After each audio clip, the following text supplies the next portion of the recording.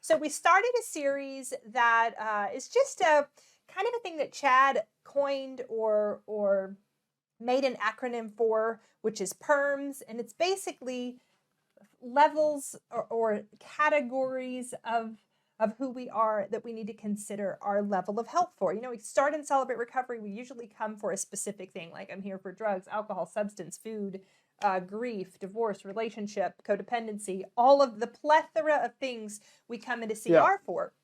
And I've shared before that the journey goes, you know, we come in, we start working on that one thing. But as many of us who have been in CR know, you start unpacking that one thing, and there are just layers and layers and layers. And so for me, I came in, I was angry, I was so full of shame, I was disappointed, going through a divorce, going through criminal proceedings, going through just really had a whole lot of stuff to process and go through and start to just try to sift through who am I and what do I need to work on. Anger was a big one for me at the beginning. And then as I worked that anger, I got into the sadness, the grief, the loss, the disappointment, the failure, all of that stuff. So at some point, you work through those issues you came in for. And God starts going, now that you're here, there's probably some other stuff we need to consider. Right? Yeah. That was for me, my journey. I know for a lot of people too. And so we get this, for me as a ministry leader, I often walk participants through this idea that now that you've gone through a step study, now that you've had some healing in your area of recovery, there's really something else to consider, which is what does it look like to live a healthy life? What does it look like to be a healthy person? It's not just coming in as somebody who would say, I have hurts, habits, and hangups, or I have dysfunction, and fixing the one thing and now it's fine. Now it's how do I really consider the elements that make somebody healthy or unhealthy, I guess. So Sure. Chad, he's going to pull up kind of a little acrostic that explains what we're breaking down over the next 5 weeks, 6 weeks, because next week we'll break it for a second and do a segment on thankfulness. Yeah. So the health on 5 levels is the acrostic PERMS. I'll let Chad. So it's this idea that we kind of, and I really started thinking about this in the order of how we work, kind of emotionally, but like how our brain kind of processes things. And so it kind of prioritizes physical first. So it's like what we feel, our physical being. Now, our physical being is actually connected to our emotional well-being. So they're in almost the exact same spot in your brain. I'm probably saying more than Angela wanted me to. But physically, how are we doing? So our physical body kind of takes priority in our limbic system. Then our emotions, kind of how we interpret that, really come next. So we kind of put labels on how we literally physically feel, and we call those things emotions. So some people would say that even pain is an emotion. And so if like I stub my toe, they would call that an emotion. Even and that pain is in the same kind of region where emotion kind of lives. Then relational, right? So we do this, and a lot of times these signals we get, the very first thing that we look to for comfort, for relief, isn't necessarily like, I don't know, something to kind of numb the pain or something. It's actually to people, to relationships. Who do I have that can help me? Who can possibly solve this for me? And then a lot of times we go right, the next thing we do is how do we make sense of it? So it's like then mentally, oh, well, Avery left her toy in the middle of the room and that's why I kicked it and that's why my foot hurts or something like that, right? So then we start to go make sense of it. I know how this just became like a Fredo got blamed for something. I'm just saying, like we all kind of do these things Right. where it's like we have this pain, whether it's physical or it could be emotional, basically, Yeah. or like a relational injury, like an emotional threat, and then we put an emotional word to it. It's kind of how we describe it, and then we kind of start to quickly go, how are we doing in the world, like relationally? Who's around us? And then we try to make sense of it. We try to go, okay, then how does this work and how does this play out and what are the steps I should take or who do I blame or how do I stop it from happening again? And then a lot of times I think I would love for spirituality to be more central in this process. But a lot of times that's where I kind of go to this like other side where I'm like, okay, I need to go work on that. God, invite God into this or forgiveness or whatever the thing is. But I feel like sometimes that spirituality kind of lands at the end. And I think spirituality could be throughout this, right? Yeah. So it's like I can turn to God in moments of distress because I think that isn't a relational thing, whether it's physical or emotional pain.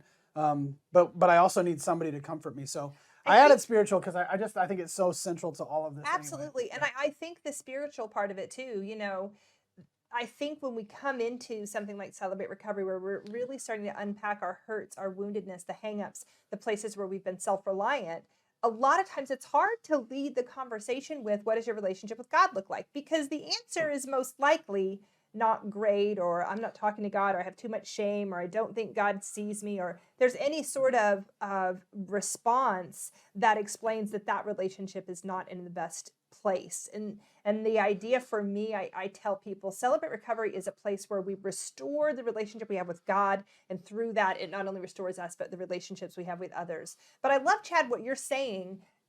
The manifestation I want to say of this idea is if I have a headache, or if I don't feel good, if you ever gotten the flu, we were talking about this the other day, that it's flu season's coming up, and I haven't. we were talking about, we got this like throw up virus a few Oh, that I years did ago, have. and it was wretched. Norovirus. Everybody in the house was throwing up. I think that's what it was. And yeah. it's, you can't, like, when you're physically in pain, it's like nothing else works. You can't, like, I don't even know how I'm doing emotionally. I'm just down. I'm not even. If I'm in physical pain, ask me how I'm doing relationally. I'll probably yell at you and tell you to leave me alone. I have Like, to tell the story, man. no, we don't have time. We got to keep on going. I have to. I was at A to Z with Angela's family while she was sick. A to Z, by the way, not a small group open share group, but like the store where you buy a Down bunch in of Alma, junk right? in Where Alma. and I'm not knocking A to Z. It's not a commercial or it's slam. Neither one. I like it for what it is. But we're down at A to Z, and I hadn't got sick yet, but everybody else had kind of been sick a little bit. And I stayed thought, home because I'm I going to was skate vomiting. through this, right? This is not, we should not be I talking end about up not this. skating through it. I'm down in Alma, and I'm shopping with Angela's family, who loves to shop. They and, love it there. Oh They my love goodness, it's like it buying is Christmas to them. Christmas presents for every friend they know from this particular store. So all of a sudden, I start to feel a little bit of how would I call it? Like a burning or rumbling in my stomach, maybe lower abdomen even. This is going. Somebody needs to pull the wire. We need to not talk about this. But I'm like, I'm somebody who likes to fight off these feelings, right? I'm a withdrawer at heart. I'm kind of shut things down. We digress. And I did my very best to shut it down, but sometimes you can't shut stuff down. He right? called me an hour away and said, I think I'm going to throw up. And he's like, I think I can hold it together. Now, I don't know anybody who's like, I think I'm going to throw up, but they can hold it for an hour. But he did. He I drove like an hour and a half. We went to another store and then came back. Anyway. Okay, let us continue. What I'm saying sorry, is, but the idea is when you're in this order, when you're physically in a bad place, you can't think, how am I doing relationally? It's not how we work. Then if you're emotionally in a bad place, a lot of times the relationships, like if I ask somebody who maybe is still in denial about how they're doing physically or emotionally, they'll think their relationships are fine, but I'll hear somebody who's like, every relationship they have is in conflict. They've been losing jobs. They're just, yeah. usually there are signs in a person's life that some of these are just not in a healthy place. And so what we have kind of done with this acrostic has gone, let's consider what healthy looks like. You guys know last week we tackled the physical one, that the reality, hard for us because we both admit in our recovery process that food is something we struggle with. The word struggle there for us, something we're not disciplined in, something that we can lean on for reward, for comfort. And we talked last week about the idea that this is my physical body. It's self-care is important. If I am living a healthy physical life, I'm eating well for fuel, not for comfort or reward. I'm exercising. I'm getting good rest. I'm taking care of myself. I'm doing things like going to the doctor, considering all the health warning signs that might be out there. We talked about some of the, I'm going to say contraindicators, the things that are like drugs, alcohol. You're welcome for sharing, Shar, by the way. What? Go ahead. Nothing. She just said thanks for sharing, Chad. His mom very had stories. private, Yes. very private, personal. So we talked about food, and so this week we're going to talk about or not just food, but how to live a physically healthy life. And honestly, I got quite a bit of feedback this week from several people that it just really kind of hit home, which I love that Celebrate Recovery is a place where when we share, like Chad and I last week said, look, we deal with this. During this COVID season too, we have not been eating healthy. We eat out or we eat junk. We talked about the carb cabinet, which we need to put a lock on. Man. And so I appreciate that several of you reached out and said, hey, that resonates with me. That is what like a step study or open share is, when somebody shares and goes, yeah, that is. So we discussed physical. If you missed last week's, go back to the email or go back to Facebook and you can watch last week's teach or lesson and get the physical part of this. So this is part 2, the emotional part of health. I love in the A to Z problem and solution sheet, in the problem side, it says we recognize that a lot of our hurts, habits, and hangups are emotional and spiritual problems that we've never addressed or never realized. So we're going to dive into level 2 of this, what does healthy look like, and discuss emotional health. And so this is a talk Chad and I do a lot actually in the therapeutic side when we help people have kind of an emotional journey and awareness. And so we're just going to kind of break it down into very practical steps of an awareness, not just like a heart check, but like really what is happening for me emotionally. Are you still chuckling about the throw up story? No, it's just nothing. Let's keep moving. I'll tell you later. It's pretty funny, but we don't have time for my antics. I don't know why I have these tonight. These stories come to my mind. I've got a problem, y'all. Earlier I did this, and he's like, "Are you shooting?" I think that's a what movie is that? film No, I'm thing. like, I'm reeling you in. He said, "Nobody holds." Who fishes like this? Who, But you got to do this, like you do it with the rod, right? Like you're holding the rod and the reel, right? Do it this way. We have really gotten that. Okay. Okay. Next slide, please. You guys text in and tell us to stay on point. We're all over the place. Okay. 1, being aware that you feel something. This seems like an obvious thing, right? Well, of course, if you feel something, you feel something. That you're being triggered. That something has sent you to a bad place. But we live, or we work in the realm of denial, substances that sometimes make you not feel what you feel, doing things like, for me, I can eat something that makes me feel different than what I feel. That's why if I feel like something's out of control, food might make me feel in control. Power cleaning my house might make me kind of, which has a good sense of control. The idea is there are some dysfunctional behaviors. The motivation for cleaning my whole house is because I can't control anything and I can't control that. So there's the benefit is now I have a clean house. The reality is cleaning my house isn't going to address what is happening for me emotionally. So we have to be able to go, something is happening emotionally. That is the first step of this process. Well, I mean, it's easy. It's not easy in some ways, but I think I'm going to use my Alma story, because I was like, I'm there and I'm like, I don't want to feel this. So I just kind of shut it down and kind of, force myself to get through it. And I'm like, okay, just shut this down. And if you do that long enough, if you practice that long enough, it's real easy to miss a bunch of your own experience. Yeah. Not just the bad, but the good too. If you start to cut it off, if you start to like not feel, it's not like you just you don't get a choice when you're numb, you don't get a choice whether or not you feel the good or the bad, right? You cut it all off. Memes all over social media about different people and different personality types. And you have people who, they call them empaths, feelers, right? So this is the difference between Chad and I. At one point, I talked to you even last week when we were talking about physical, we also talked about getting good rest. And I was vulnerable and honest and said, I don't sleep well. I toss and turn. I have restless leg. I have to get up in the middle of the night a lot of times. I did a sleep study test trying to figure out why I'm not sleeping well. My heart races in the middle of the night a lot, all that kind of stuff. And so at one point I was laying in bed. Chad is laying there. I'm tossing and turning. And I say to Chad, I wish I had your ability to not feel anything. Like he could be bleeding. Like I'm gonna out you for doing something. When his toenails are long, he doesn't like use clippers. He like rips his toenail off, and that's how he clips his toenails. So he not only rips off. I feel the need to show people my toes now. Like they don't look that bad, you guys. His pinky toe especially. So I'll look down and he'll be like bleeding profusely from his pinky toe, and I'm like, if I get a hangnail in my toe, I can't walk, and you have to like bring me tea and cater to me for a week. Like it's bad. I'm there in the sheets, laying there. I can feel the wrinkles, the blanket weight not being right, the temperature in the room. I overfeel everything. So the reason I'm sharing this idea that you have to know you feel something is because really refining it to what is it that I feel emotionally disturbed at this point, I'm like, is important. And so Chad is I saying, think we're just grossing people out tonight. Chad is saying he has the ability, and a lot of us do. A lot of us in recovery do, Yeah. right? There's either these two, maybe on a spectrum of can you feel things. I don't feel anything. I have shut my feelings down for so long, I'm not even aware that they exist and I can't acknowledge them. To I feel everything, and that means not only my feelings, but your feelings too.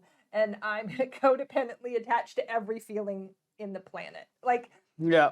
that is the broad range of when we say, are you aware that something's happening that you feel? So step one, be aware. We're only to step one. We got to move the show along. I know. That's what I was thinking. I'm like, why So then, can you specifically label what you feel? I talk to people a lot of times if they have something going on and they'll use words like, I don't feel like I'm enough, or I feel like I'm inadequate. And I'm like, do you know the emotion that is tied to not enoughness and inadequacy? No, I don't know. It's shame. Shame is the emotion that makes you realize or recognize I'm not enough here. I don't.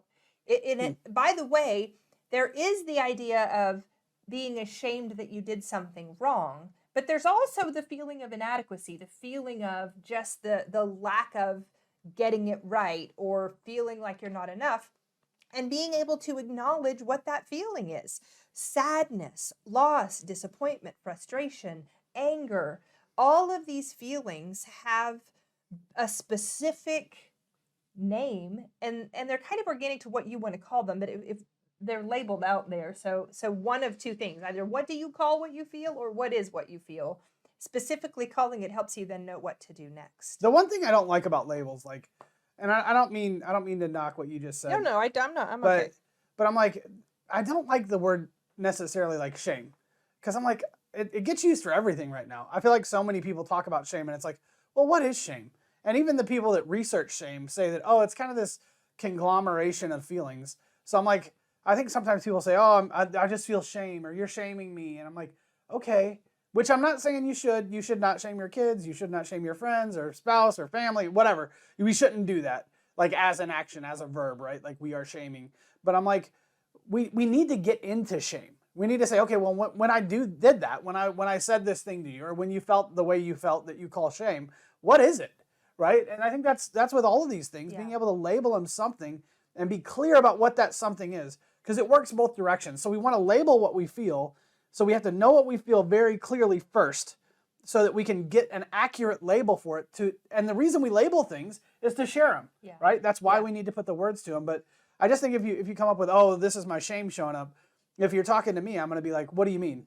Like, I think help me get the idea for me, and I agree with Chad, then we can over-label stuff and it can be used incorrectly. But the idea then is the next slide, which is to understand the meaning we assign to what we're labeling it. And so here's a silly little example as Chad advances the slide. I'm getting to it, Angela. The idea that I had a friend and her little daughter was about 3 or 4, and she had been sitting crisscross applesauce. Her little legs had been crossed for probably like 30 minutes. And when she stood up, she pulled her shoe off and she said, something's biting me all over my leg, something's biting me. And I was like, oh my gosh. And I looked at her leg and there's nothing. And she's like, it's all over. And I was like, her foot's asleep. She had sat on her foot, it fell asleep, and the tingling feeling that it was coming back awake. And so I'm trying to explain this to her, but in her mind, that was a new feeling for her. No, that's definitely bugs. That is definitely bugs. And so I was kind of processing with her that your foot fell asleep and this was it waking back up. And so, trying to help her label a new feeling. A lot of times we can go, this is anger, I'm angry. And when we really dig under it, you're really sad. And because you're helpless about the sadness, now you're frustrated. But deeper under there is actually helplessness and sad. And so this is why it's important to have a healthy awareness of what you actually feel, that you feel something, what you feel, and then the meaning you assign to that. And this is what, for me, like the idea of shame. If I say I'm feeling inadequate or I'm feeling not enough, and I say, I think I'm kind of having a shame trigger. I'm feeling like I'm just not enough, because when I feel like I'm not enough, or when, for me, I mean, it could be, I'm going to say, you mentioned a shame researcher, Brene Brown. I Yeah. read a lot of her stuff, and she calls them shame gremlins.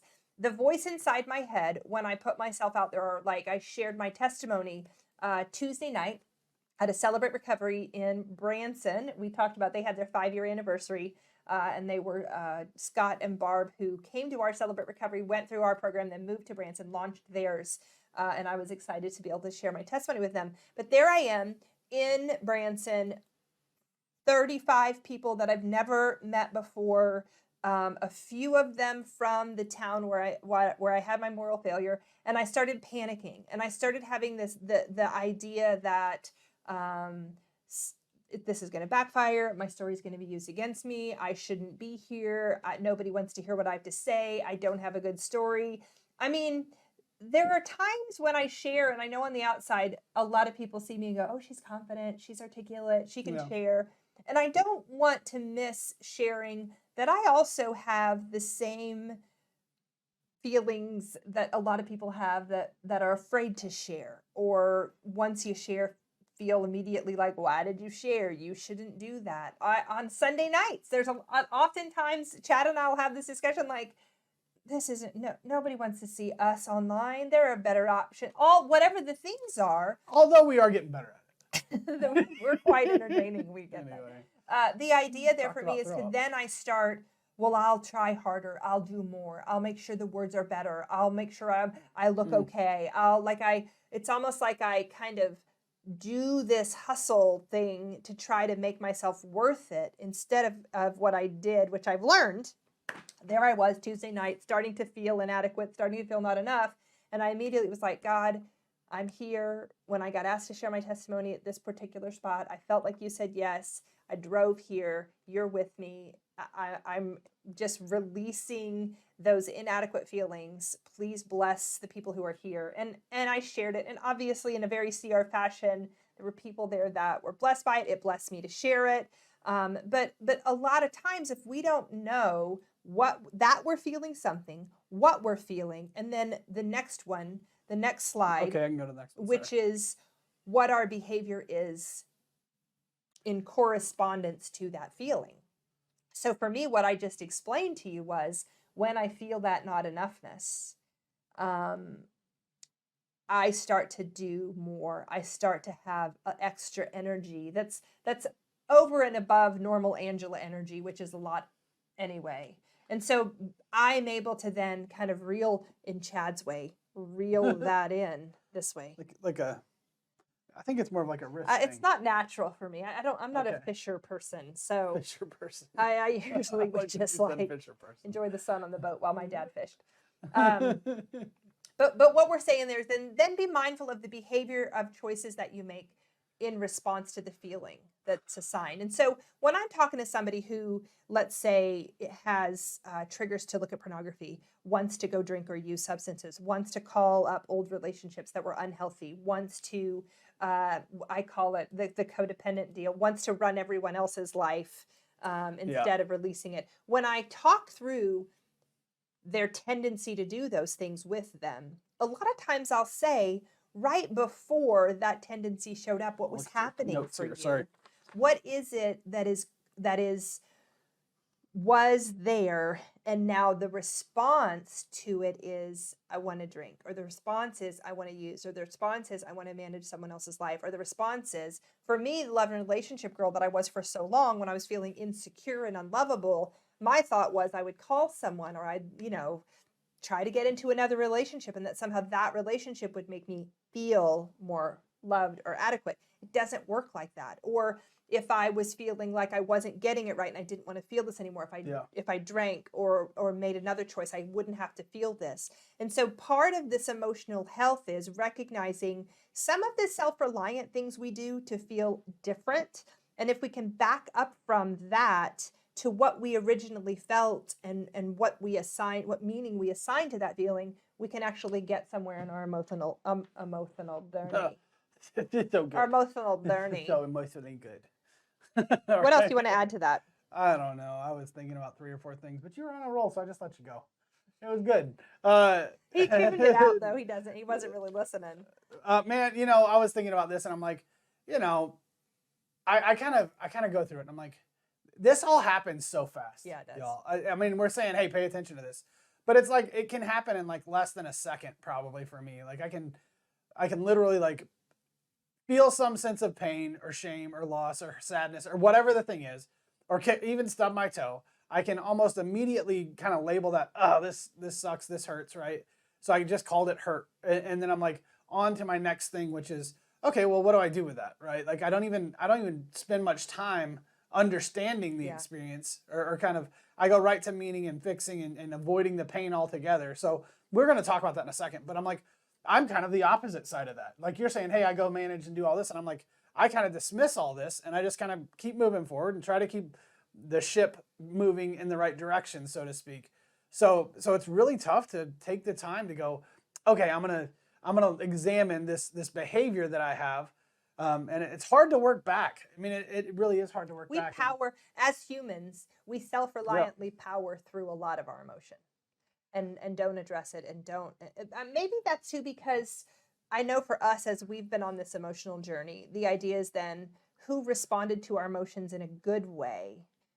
A lot of us, if we had healthy emotional responses in our upbringing, our childhood, families of origin, that kind of stuff, we would be in a different place. And so that, again, that's not to blame.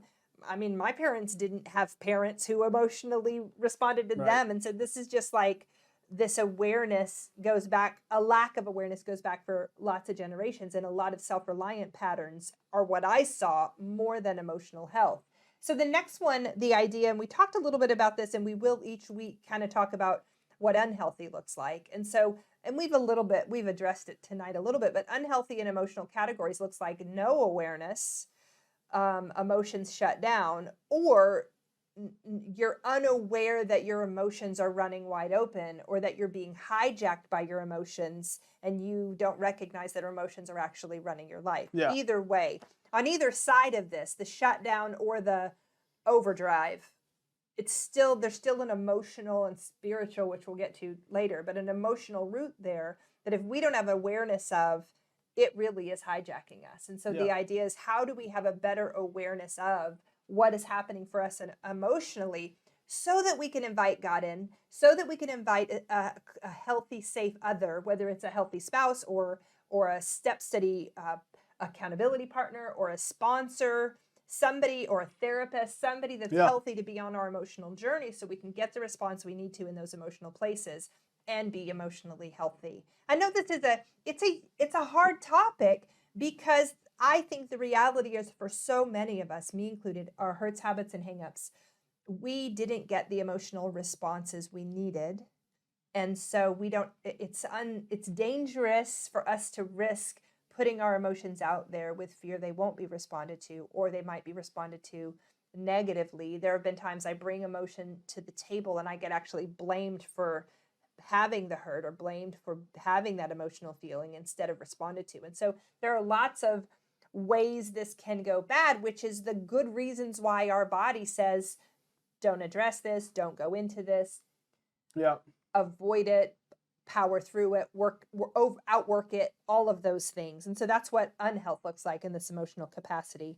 And then what are the last one? We kind of, I made the slide because we talked about it, but emotional limitations. Where would you say somebody could like get to and then they would be blocked or maybe have to do a little bit more digging? I was thinking like maybe trauma. This might be a little harder to just on your own. If I say, start an emotional journey, be emotionally aware, start to label it, there might be some things that are triggering you beyond a workable realm that you need further work. Is maybe what I'm thinking? Well, I'm listening to you and I'm kind of going, I don't really want to say it the way I want to say it. So let me think for a second. Okay. Say what you mean to say, Chad. I will. What you mean to say. Just sorry, go ahead. So for me, I'm thinking we have good reasons why we're blocked or why we're stuck or why we have limitations.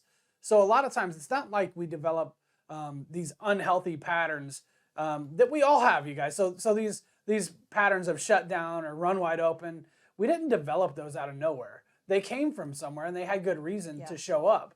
Now, a lot of times if we try to push back into those places, we'll run into things that we don't necessarily like, or that we don't know what to do with. And if you don't have safety in a community, if you don't have safety in recovery or a relationship, or if you don't have people around you that can handle, and by that I mean not because you're too much or too little, but the people that can embrace kind of who you are. Not make it about them when you bring your hard emotion to them. If you don't have that around you, there's a huge limitation. There's a good reason why you would either hold it back, or you would overcompensate and show much more emotion than maybe is necessary for certain situations. So it's not to try to get that response, that too muchness. Yeah. I feel that a lot. It's not a the limitations here are actually safety strategies, like survival strategies that we've developed to say, hey, I'm going to find a way to kind of be okay and to fight my way through this. So we do these things that really do end up limiting our access to ourselves. Yeah. I mean, that's the saddest part of this, Ange, is it's not that people are like limited in how the rest of the world or life, it ends up limiting ourselves and our ability, and that's kind of what I was saying in that first one. Not knowing who I really am. It's our ability to experience the world. Yeah. Right? If we don't know ourselves, if we've cut parts of ourselves off, so to speak, we can't experience the joy of relationship. However, it does protect us from the pain of relationship. Yeah. And so you kind of have to make this choice that says, I'm going to choose to live in a healthy way, to live in a non-addicted way, and find my comfort, get my needs met in community, in relationship, versus the way that a lot of times people who struggle with addiction have, which is, going to a substance or going to a thing or managing a relationship with lots of emotion and energy, like Angela was talking about. Like, we find our validation in the outside, or we find our validation in being able to shut it all down. Yeah. So, I mean, those are my thoughts on it real quick. So that's our talk tonight on emotion. Obviously, we have a lot to say on all of these, which is